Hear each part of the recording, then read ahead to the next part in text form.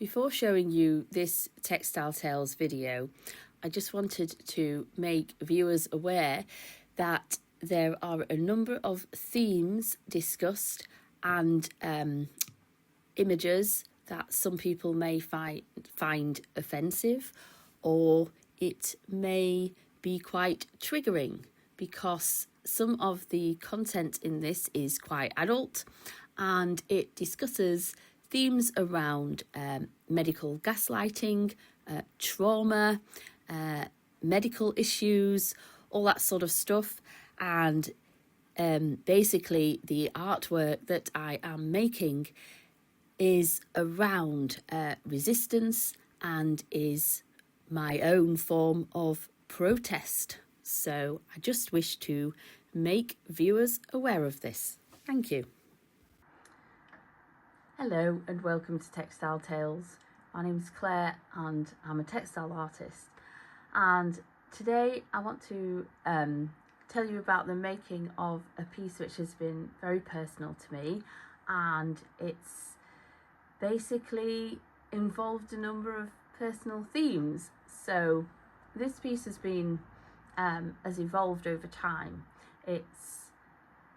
It began its life as part of one of my plastic experiments, actually, where I'd been sewing into non-recyclable plastics, and the image is quite a powerful one, but it's something that I wanted to reuse and to explore a little deeper and to go further with, and it's something that because it's so personal, I felt others would connect with, and hopefully it will help other people feel seen. And I think that's really important, to allow people to feel seen. But okay, so before I have a deep dive into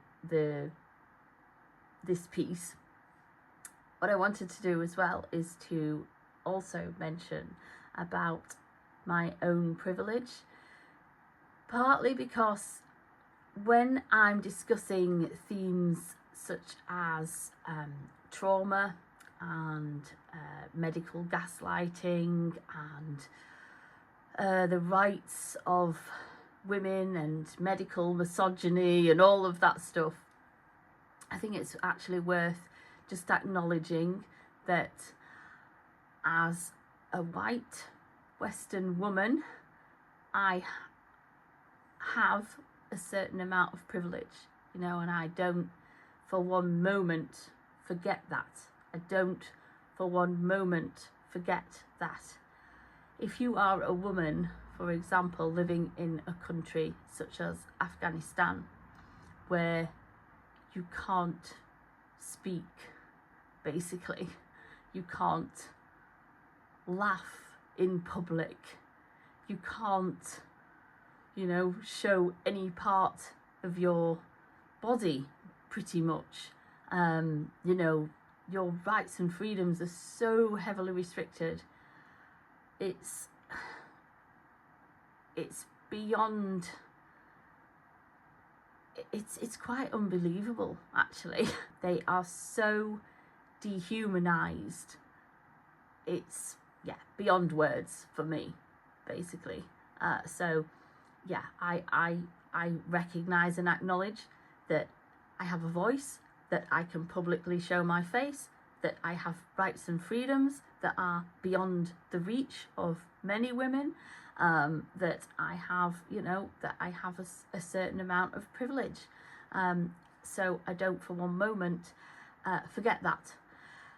However, on that note, I would say that we still have problems, and those challenges, you know, they're not going away, and we're still battling with them. And I'm also witnessing the rise of the far right in the UK, and that just terrifies me. And this piece is called The Death of a Woke Feminist, and the reason why it is called that is partly because of this rise of the far right, and how someone like myself is being slowly silenced, but this silencing is happening through medical misogyny, basically. The more ill you are, the less energy you have, the more you are gaslit, the more in pain you are, the less likely you are to protest, the less likely you are to feel you have the energy to stand up for yourself. You know, when you are run roughshod over time and time again, you slowly give up. You start to feel a sense of hopelessness. You know, what's the point? What's the point in going to see the doctor if I'm just going to get dismissed and ignored and told all of your test results are normal? Normal. What's that mean? What are they exactly testing for, and why is it always normal, and yet why am I still in pain, suffering, struggling, have low energy, you know, dealing with all of these issues, challenges? So really, that's what this piece is about. It's about all of that, the emotions, the frustration, the anger. And some of these themes are very raw, and they are not just raw, but they are visceral. I suppose you could say this piece of art is my form of protest, really. It's my form of resistance. It's how I have channeled all of that rage, all of that fear, all of that anger, all of those, you know, times that they turned around and said to me, your test results are normal, therefore, you know, there's nothing wrong with you, it's all in your head, go away, silly little woman. Every time that has happened, it's that internal rage that leaves you feeling so powerless. I have channeled that into this piece of work. This is my piece viewed from above. You can see that there are a number of statements here that's been made. She is effectively being strangled and silenced, because I feel that is often what is happening to women. She is being shamed for being ill and having a number of illnesses, of which they cannot find any medical evidence for. And we also have this overwhelming feeling of not being good enough and being judged, basically, by society. Much of my artwork has evolved over a period of time, and this piece is no exception. I did a whole series of life drawings on my body as a way to help me accept myself more, and as a way to help me deal with my own body shame. So these drawings are part of that series. I also did a whole range of body prints where I literally painted my body and printed it onto cloth, and that's part of this. The next stage would be to lay out my drawing and then trace it onto dissolvable fabric. This will act as a guide, so I can draw with my sewing machine and create this piece. What I've done is I have laid out my drawing on the table, so you can see the overall picture, and I've also cut out some of my dissolvable fabric, which I have bought on quite a large roll because I do actually use quite a bit of this. So I have cut out the fabric in the shape of the figure, and I'm now going to arrange it on there and pin this down and draw into it.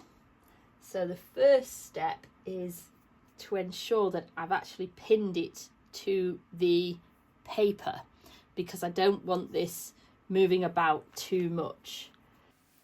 Unfortunately, during the making of this video, I appear to have lost some sections of film. However, I just thought I'd add a little bit of extra voiceover to explain what's actually happening here.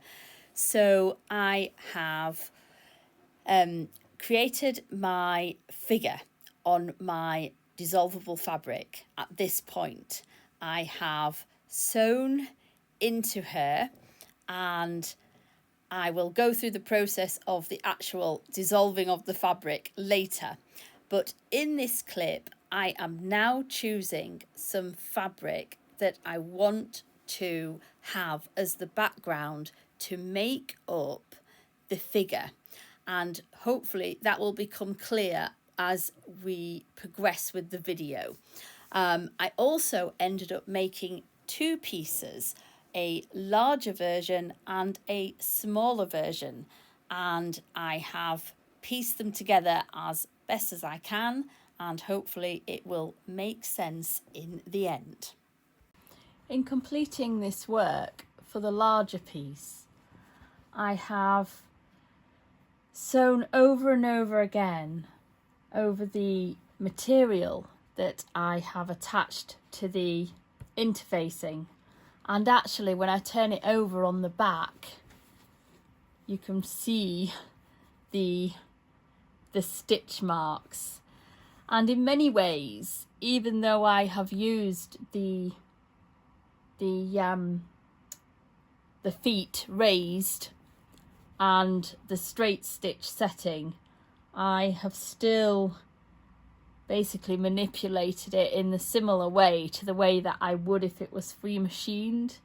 And I just really love this texture and effect. I find as I make these pieces, it's quite a meditative process. It's repetitive, it's methodical, and actually once I'm in the zone, it's really quite I find it quite therapeutic actually to just stitch over and over, and I've really enjoyed making this larger piece of textured cloth. And now this is ready for me to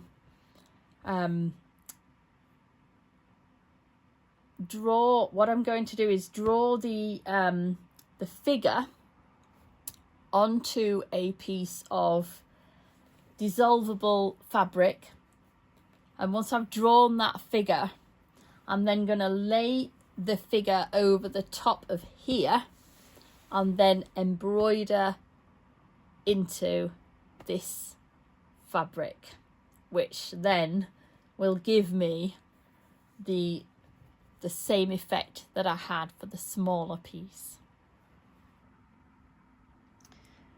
Now I have pinned the dissolvable fabric to the material that I tried to create on the sewing machine the other day. And what you can see is that I've tried to cover all the areas, but at the minute she literally is a bit disjointed because I've had to cut her arm off here in order to fit it onto the fabric. But that's not a problem, because one of the beauties of doing fabric in this sort of scrappy way, where there's little fragments, is that I can piece it together. So you can see that I have some space here, and I've chopped her arm off and put it here in this little gap. And I've done that with the other hand as well, which is also up here.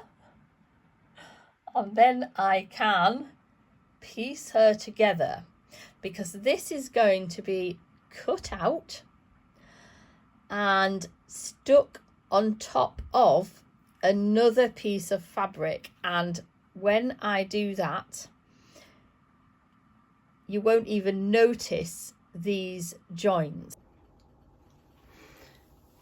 Right, I've set up filming in my bathroom, because what I'm going to do now is to show you how the dissolvable fabric actually works, because it is quite amazing, it is quite magical, but I wanted to show you the actual process of dissolving away. And also I just wanted to show you as well, I have done quite a lot more work on the piece. I have actually decided to embroider the text, and I've actually used the water soluble pen. I did decide to draw on it in the end, and I could actually see the text quite clearly in the end. So yeah, I just wanted to mention that. And finally, just to mention that though this is a little bit of a tedious job, if I just show you the back, what I have done is I have actually tied off a lot of these ends. Now, when you're machine sewing something like an item of clothing, you can run the machine backwards and forwards and catch the stitch in, or you can catch it into a hem, or enclose it in some way. But because this embroidered text is right in the middle of this piece, and it's also going to have some more work done on top of it, including at this point as well physically washing it, it actually, in order to secure it and keep it much more stable, what I wanted to do was to basically tie off those ends and make sure they were really secure, because without that I would worry that the actual text detail would start to come unravelled, especially if I am sloshing it around in water and doing a lot more work on it. So I think it's really important to try and secure my stitching. Okay, so what I'm going to do is just carefully start to put it into the sink and start the process of dissolving the fabric. I'm gently rubbing where it is as well.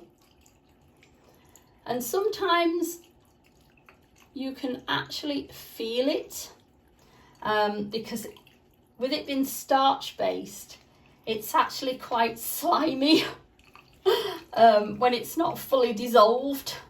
So it is possible to actually physically feel it washing away. So there you go, you can see it's got a slimy texture, and it will just start to dissolve away as it goes under the water. It will just slowly start to wash away.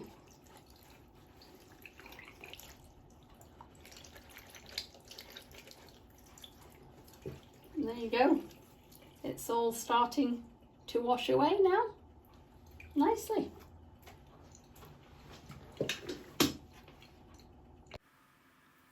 So as I'm sewing along in this section of film, I thought I would talk to you a little bit about the history of using textiles as a form of resistance, because there's actually much discourse about this, certainly amongst academics and within academic texts. However, rather than trying to reference all that, what I wanted to do was to just speak about how I use it. I also know that I'm in really good company when I use my textile art as a form of protest and resistance because of this long history. There are a few things that I wanted to mention, which are a couple of my favourite examples, really. One of which was a man called Major Alexis Castigali. I don't know if I've pronounced that right, but anyway, he was a man who was a prisoner of war during World War II, and he stitched some Morse code into some work that he had made, and the Morse code wasn't translated until recently, and the Nazis even displayed it without realizing that it had this secret hidden Morse code in it.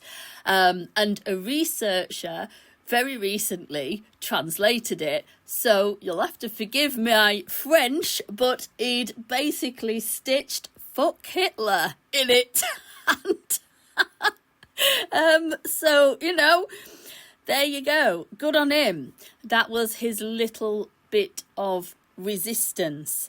But of course, there are many other examples, including many quilts that were made with secret codes for slaves to escape. And I was looking into this, and it's fascinating because there are all these quilting terms that we use today that have this historical reference that link back to this. So, for example, there's a type of pattern called North Star, and that was a code for follow the North Star. There's a type of pattern called log cabin, and that would meant there's a safe house to go to, and all of this stuff. That's amazing to me. That is just fascinating. And it's also just, you know, amazing to see that history. There's, as I say, a very long history of black oppression and resistance. We also have the AIDS Memorial Quilt too, which is another example of resistance. And there are many others, particularly in amongst women and feminism, and how they had sort of stitched these secret messages in their work. Anyway, mine's a little bit more obvious and is my form of protest today, and a protest and resistance specifically about medical gaslighting, really, and going round and round in circles with the trying to get a diagnosis as a, living in today's society. So there you go. That's my little bit of protest and a bit of history about textiles and resistance.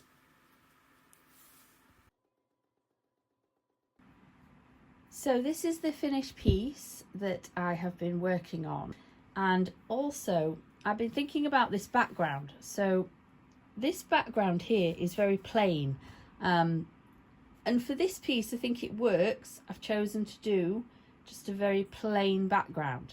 However, I have been experimenting, and the last few days I have been experimenting with different backgrounds to see what they would look like. So I have on this piece,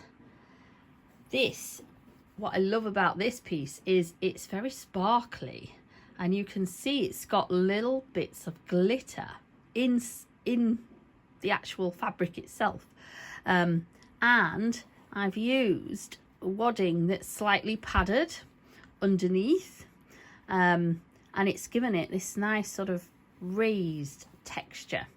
And what I've also done is I had a little scrap piece of the original fabric, and I've been looking at the contrast. Will that work? Will it stand out? Will it look nice? So that was one idea. Another idea was I cut up some little strips, and this time I did the pattern in a different formation. So this one is basically two different kinds of fabrics that I've stitched together. This is also sewn with some interfacing underneath, and on the back you can actually see the pattern, the free machine pattern that I'd done. This is just free machine embroidering in a repetitive way. I then looked at a couple of other patterns. This is basically, I'm using up scrap fabric that I've got. This was like a rainbow style fabric that I had. I tried to draw it out using my heat erasable pen on the fabric, and actually in the end I decided that was actually it was tedious to do, to get right, and in the end I wasn't quite sure about it. So yeah, I'm glad I did these little experiments because I can see how well they work. But I have to confess, after doing my little experiments, my favourite was actually this, the sparkly purple fabric. There's something really, I don't know, maybe it's the inner child in me that just loves this sparkly pattern. And the final thing to say is that I had finished, some of you may remember, see if I can lay this out. In fact, I might lay that out because this is the sparkly fabric that I'm looking at. Let's lay this out.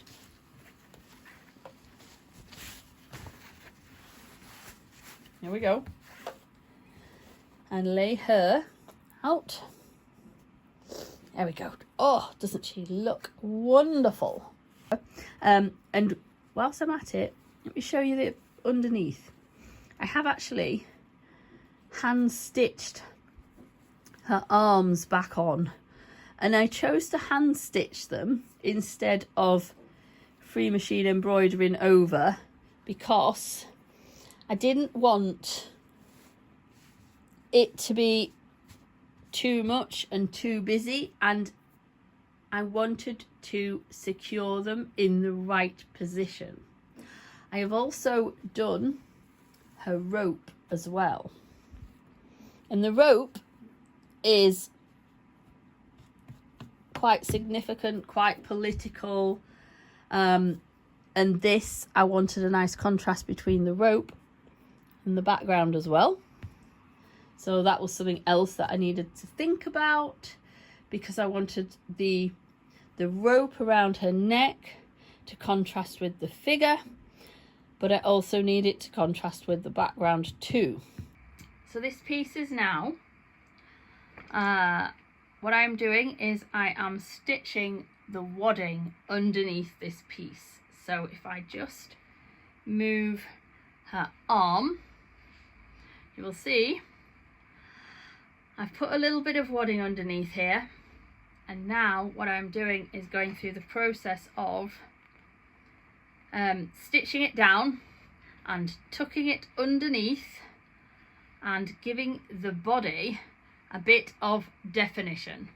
I've put a little bit more stuffing under each of her little boobies. I've put some more stuffing under her belly, down the leg and down the other arm. And now I'm just working through the process of stitching it down, slow stitching it basically, slow stitching it down, just working my way through methodically and carefully, so she will have that 3D raised effect that I've been able to create on the smaller piece as well. Right.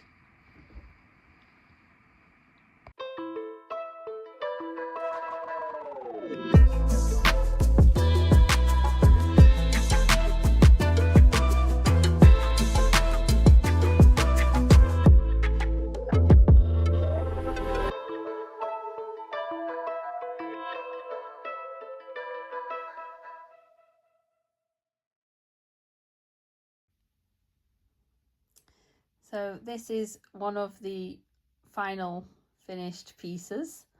As I say, I did make two. I made a smaller version and a larger version.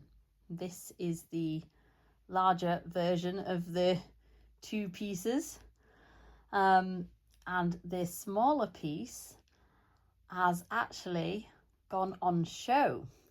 And when it went on show in Edinburgh, it has actually been sold, and it's been sold to a very worthy owner, and I'm so excited about the person who has bought this work, because this is someone who is a doctor, and I am really hoping that pieces like this that are so powerful and so full of meaning, I hope that they can offer other people a bit of